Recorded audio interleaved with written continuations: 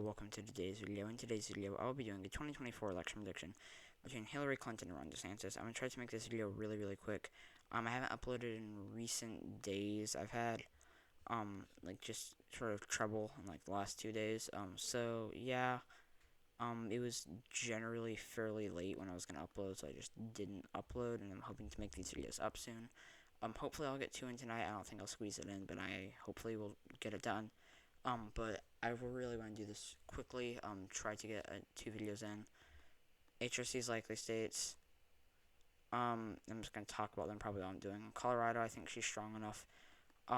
With white liberal voters, I think she's mad for Hispanic Latino voters, and I think she's strong enough in the suburbs.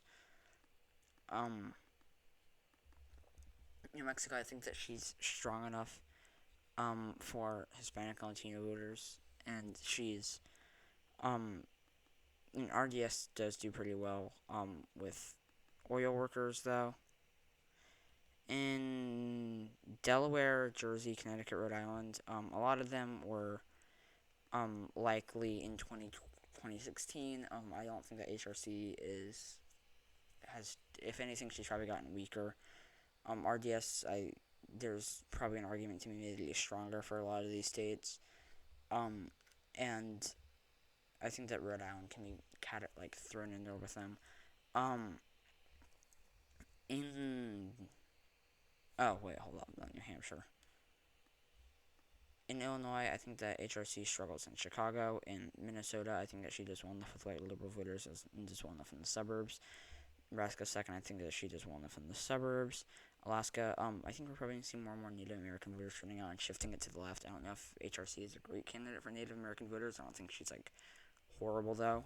She's probably on, the lower side of, average. Texas, I think that she really struggles with the black vote, and RDS does really well with white rural voters. She probably does mad with the Hispanic Latino vote, though, and just meh with, suburbanites. Georgia, I think she really struggles with the black vote. North Carolina, I think she really struggles with the black vote.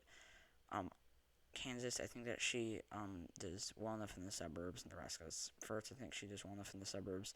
Iowa, I think she really struggles with white rural voters and Obama to Trump voters. Obviously, she would struggle with as well.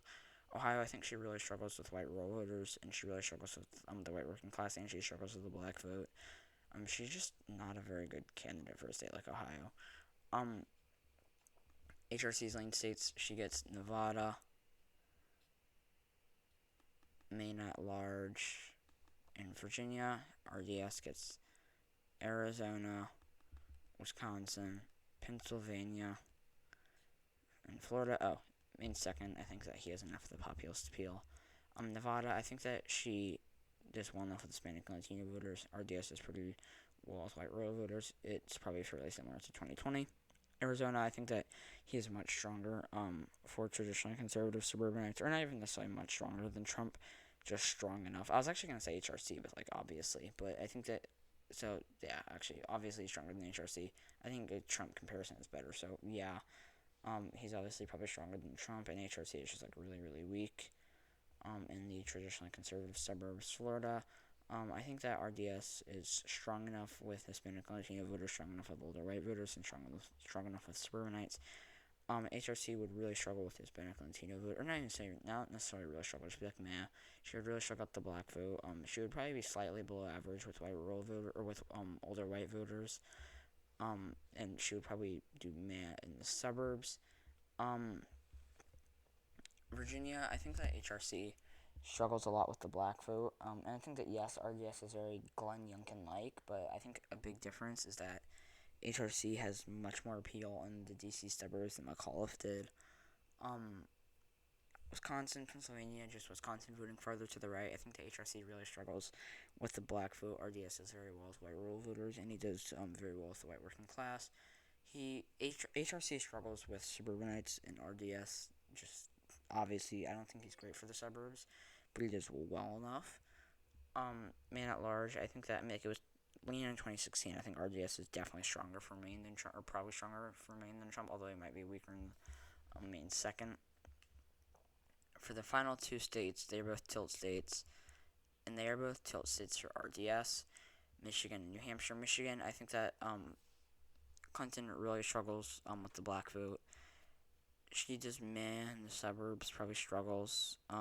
They probably are fairly favorable for RDS, at least considering that they are the suburbs. Which I think will probably shift to the left. RDS is pretty well with white rural voters. He's pretty well with the white working class. And HRC struggles with the white working class. New Hampshire, I think the RDS is actually pretty strong for this region, and I wouldn't say that Hillary is like necessarily really weak, but in 2016, she proved that she was actually fairly weak. I think she, if memory serves, which I don't know if it does, I think she did fairly well, or she struggled, like Trump did fairly well in the state. Um, and I think he only narrowly lost it.